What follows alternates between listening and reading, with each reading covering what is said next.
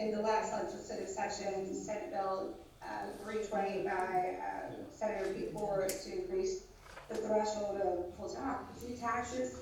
And so that bill would be raising these. So you'll have a lot of local government bills go through those really main committees. And so it's good to have relationships with those chairman and vice chairman and the members that make up those different committees. And in the Senate, there were 16 different committees, and so probably the most relevant one is going to be your Water, Agriculture, and Rural Affairs Committee. That's where, just based on the needs that I've seen highlighted in your comprehensive plan, the majority would probably get referred to that committee for consideration. So that's kind of how bills are managed and divided. And I kind of want to pull up this bill that I mentioned, Senate Bill 320, just so I can kind of demonstrate how extensive this process really is. And so if you see here this timeline, so that bill was filed on January 8th in 2019, and so we are already in on January 10th.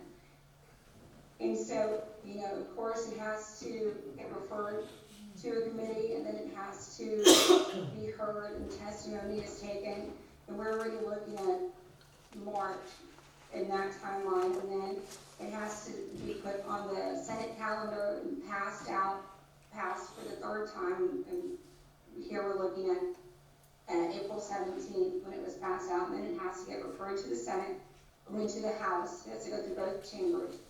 And so it has to get passed out of the House, and then finally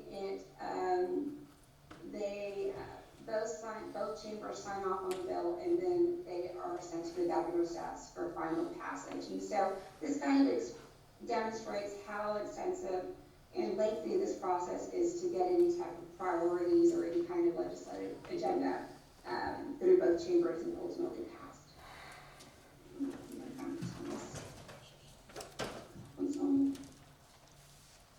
And so, wanted to kind of highlight some recent information that came out just yesterday. Actually, the comptroller Glenn Hager had a press conference where he provided the estimate for the 2024-2025 biennium budget. And I don't know if y'all were able, we know that in Texas we've rebounded from the COVID pandemic really well comparatively to other states, just because we were able to open up our economy before most other states that were in lockdown for an extensive period of time. We also benefit from our oil and gas activity and the severance money that gets sent to the state from all that activity. And so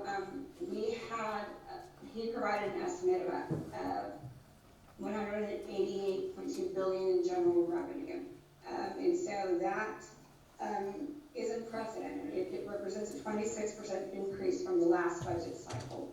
And so that is what is available to be spent in the general revenue fund, which is distributed amongst all the agencies, and then they in turn have their programs and distribute that money through their programs that are either in the form of grants, loans, or whatever type of state business they conduct. And then the Economic Stabilization Fund is also, which we also refer to as a rainy day fund, has a balance of $32.7 billion. And then we also, that $188.2 billion includes federal income of $108 billion that was allocated to the states as a result of just different federal bills, the ARPA bill, as well as the infrastructure bill that was passed through Congress. And so this is kind of just, and I'll provide this presentation after the meeting so that y'all can see the links to the items I'm presenting, but this came out in the Texas Tribune, coverage from the press conference of Comptroller Lynn here saying that we have kind of a once in a lifetime opportunity to take action on a lot of needs that the state has. And so that's good on one hand, because we have a surplus, and a lot of other states are not experiencing the prosperity at the level that we are. But however, that doesn't mean that there's going to be a lot of competing interests, and everybody, of course, knows about all the federal money that's been coming down, and everybody's trying to get their hands on their slice of the pie. So I think that is important, that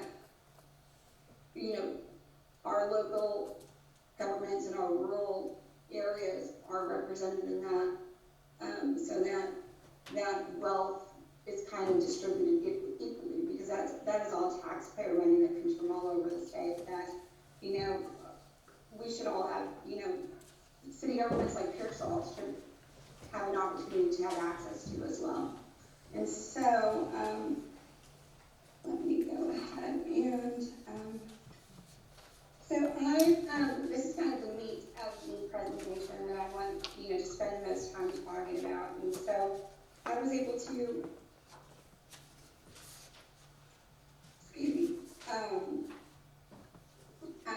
look at some of the priorities and kind of just meeting with the mayor, with the city manager, talking about some of the needs that the city of Pearsall is facing in Prairie County, and kind of take a look at the assets, enterprise-wise, and that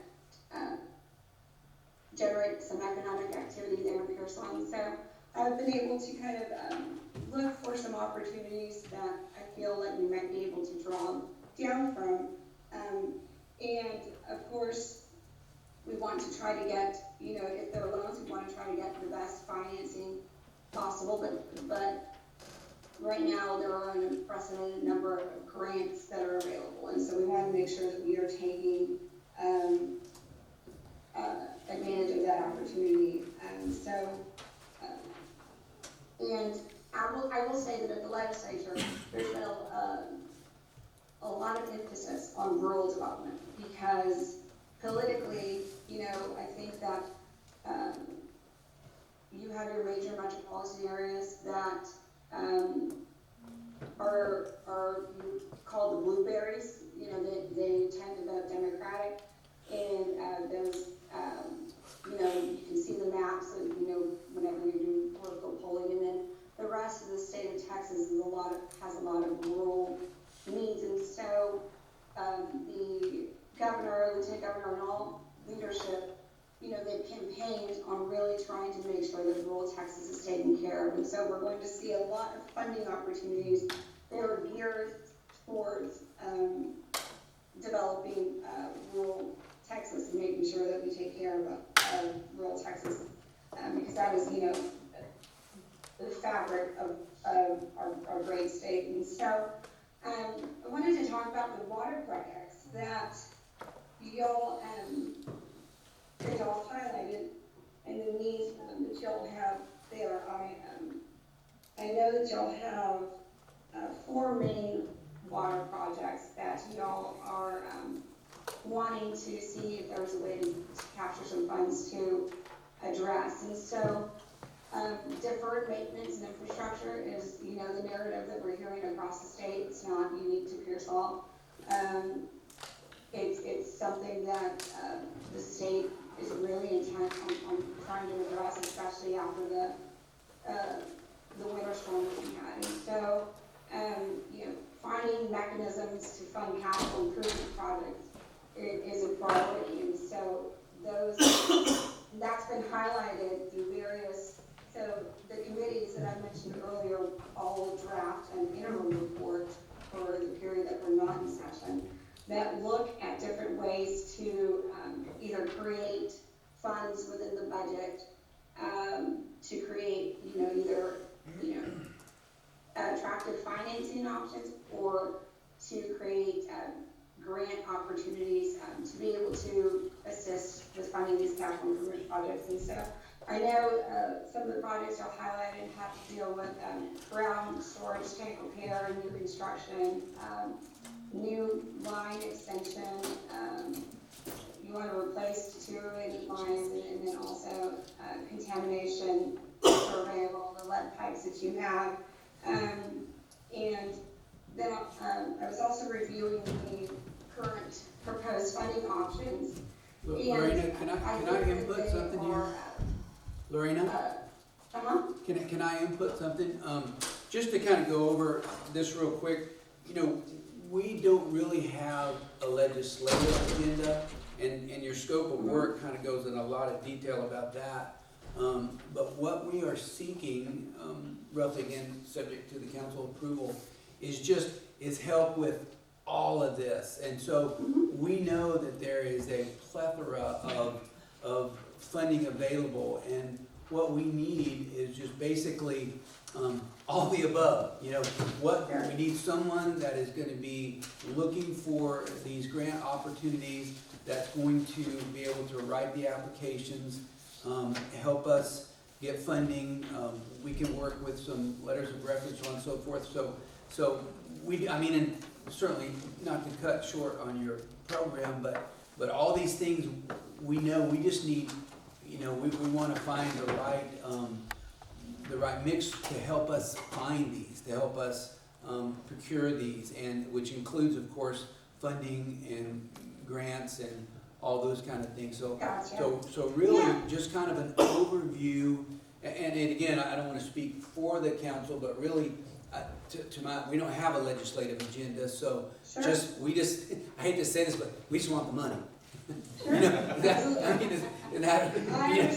I understand that. I'm happy to jump into that, because I think that is the most important part of this presentation, and I definitely want to make sure that I convey that is what I've spent the majority of my time in preparing this presentation, researching.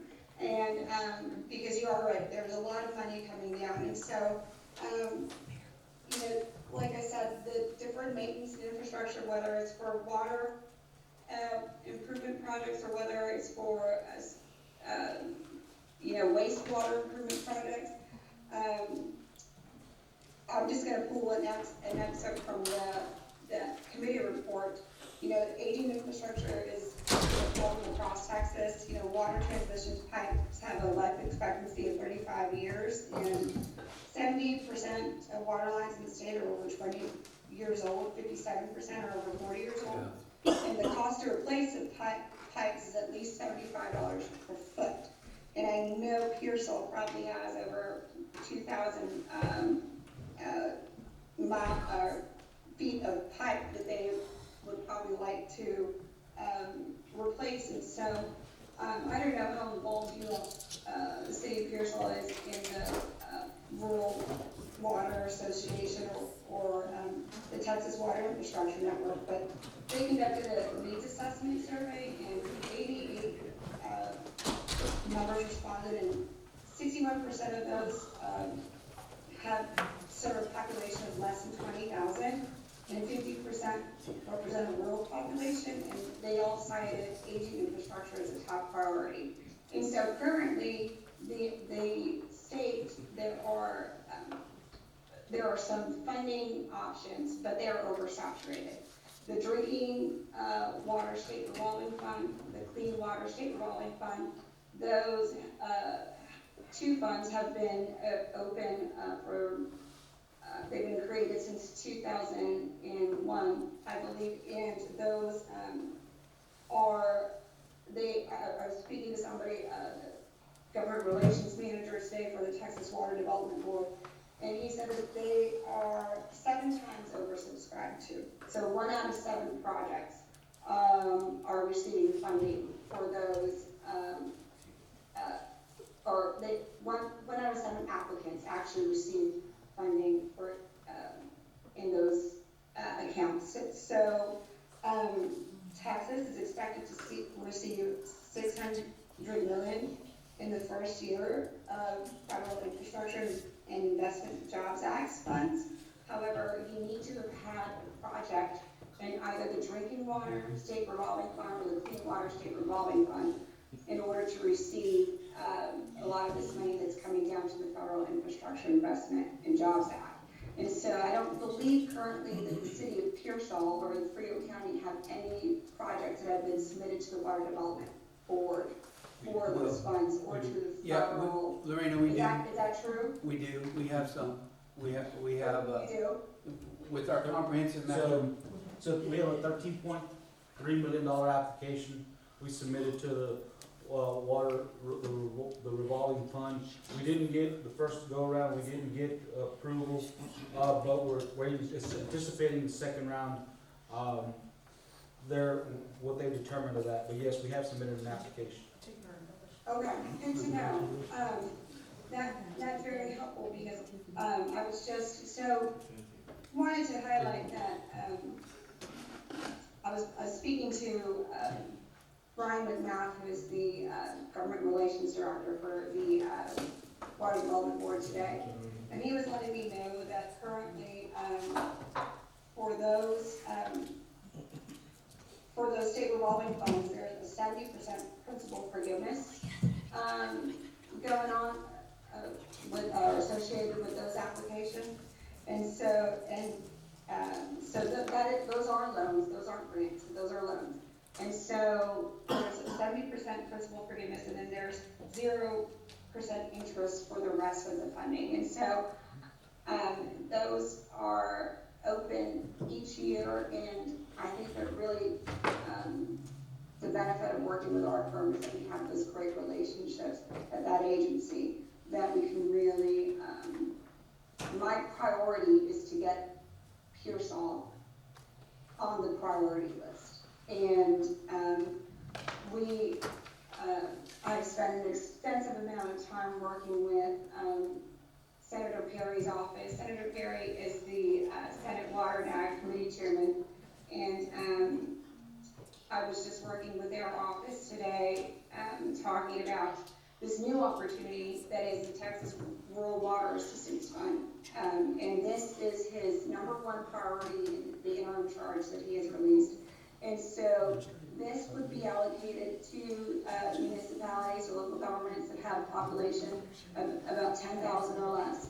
And they are requesting that $169 million be allocated to this fund. And this is a brand new fund. And so there aren't other projects already in the queue for this. Pearsall falls within Region L. So that is the South Central Texas Regional Water Planning Area. And so you are competing with Atascosa, Bexar County, Caldwell, DeWitt, Dimmitt, Joliet, all these other counties in order to try to get your projects considered for these different types of fundings that are available at the state. Have y'all had much interaction with Dane Larson? He's the team lead for Region L. I have not, no. Okay, so I was provided today his contact information, and because like I said, I called over to our friends at the Senate Water and Ag Committee, and they had the Texas Water Development Board call me just to kind of give me some more information about when these application processes are opening, and how do we get local governments ready to apply. And so he is going to be our contact as a team lead for Regional L, and so for Region L, and that's who we need to kind of get before. And he's expecting a call from, should our firm be selected to represent Pearsall, they're expecting a call to try to help us, because they know that, I don't know if y'all are aware of this, but there are 13 counties that have never received funding in some form or fashion from the Texas Water Development Board. And I think Lorena, if I may, we don't really need to get this deep into the weeds. We just kind of like to know a little bit more about your contract and about the terms. I mean, we definitely, these are things that we're looking for, but you're going over just a lot of detail that right now we just need to understand more about the big picture, about your contract, some of your references, and again, it's really about. I know there's, again, a myriad of these things out there, and we're gonna highlight the ones that we want and get you to go after them, of course, with you or the winning consultant's recommendations. But can you just, and I don't mean to, steal from your perspective here, but just really we kind of need more big picture stuff so we can make a decision of what we're gonna do. I mean, no doubt you've got great relationship with a lot of these folks, but really just kind of need to understand